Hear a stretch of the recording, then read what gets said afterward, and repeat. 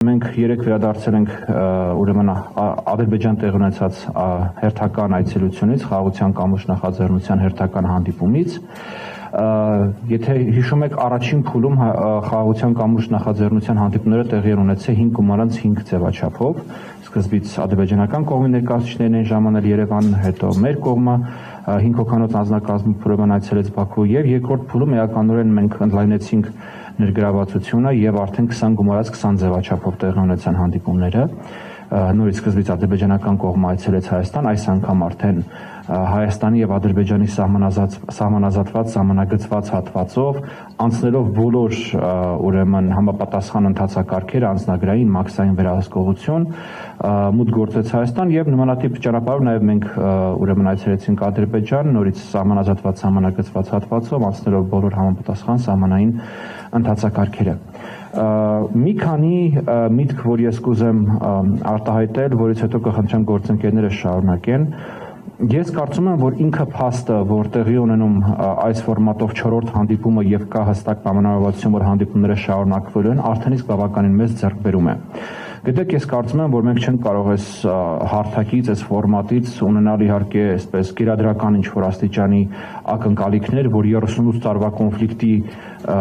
կոնֆլիկտից հետո փորձագետների, քաղաքահասարակության մեդիա ներկայացուցիչների 4 հատ հանդիպման արդյունքում մեծ բաներ պետք է փոխվեն հասարակության մեջ,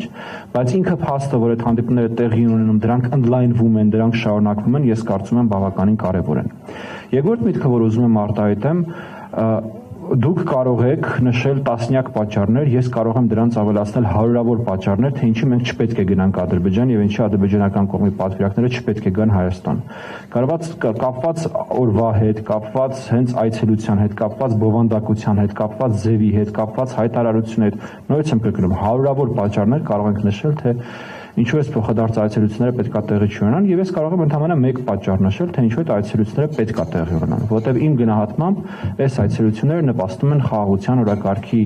առաջ մղմանը, նպաստում են Հայաստանի եւ Ադրբեջանի հասարակությունների միջև խաղաղության հաստատմանը եւ ինչ-որ չափով աջակցում են նաեւ երկու երկրների իշխանությունների կողմից առաջ մղվող խաղաղության օրակարգին։ Մեր հետ հանդիպումներում թե Հայաստանի, թե Ադրբեջանի ղեկավարությունը, նորից գիտեք, որ Ծաղկաձորում ուրեմն հանդիպում էր տեղի ունեցել Հայաստանի պետական պաշտոնյաների հետ, Ադրբեջանում տեղի ունեցել իրենց պետական պաշտոնյայի հետ հանդիպում, երկու երկրների ուրեմն պետական պաշտոնյաներն մեզ վստահեցնում են, մեզ ուրեմն տեղեկացնում են, հորդորում են, համոզում են, որ Հայաստանի եւ Ադրբեջանի մեջ արդեն իսկ կա խաղաղություն, խաղաղությունն արդեն իսկ հաստատվել է, այդ խաղաղությունը հիմա ընդլայնման, խորացման փուլում է։ Ու սա երևի թե կարևոր է, որովհետև մենք շատ հաճախ խոսելով դետալներից, շատ հաճախ խոսելով process-ից, շատ հաճախ խոսելով ուրեմն մեր ամենօրյա լրահոսից ընդհանուր պատկերը ինչ որ չափով լղոզում ենք կամ մոռանում ենք։ Սա ասելով երրորդ ուրեմն միտքը, որ ուզում եմ արտահայտել, մեզ շատ հաճախ մեղադրում են, չգիտեմ, մոռացության, ներելու, ուրեմն, չգիտեմ, ողբերգությունը մոռացության տալու, ուրանալու։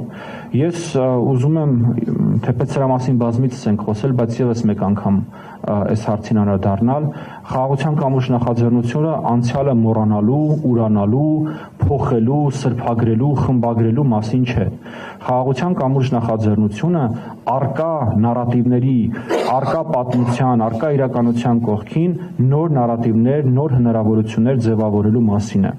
Կհաջողվի այն թե ոչ, բնականաբար որևէ մեկը երաշխիք չի կարող տալ, ինչպես եւ չի կարող երաշխիք տալ խաղաղության գործընթացի հաջողել չհաջողելու վերաբերյալ, որովհետեւ դա էլ իր հերթին կապված է բազմաթիվ գործընթացների հետ։ Մի բան ուղղակի հաստատ է, որ թե մեր աշխատանքը, թե մնացած ուրեմն աշխատանքները, որոնք տարվում են խաղաղության ուրեմն հաստատման ուղղությամբ, երաշխավորված չեն հաջողության, բայց երաշխավորված է, որ եթե այդ աշխատանքները չեն տարվում, ապա խաղաղություն երբեք չի լինելու։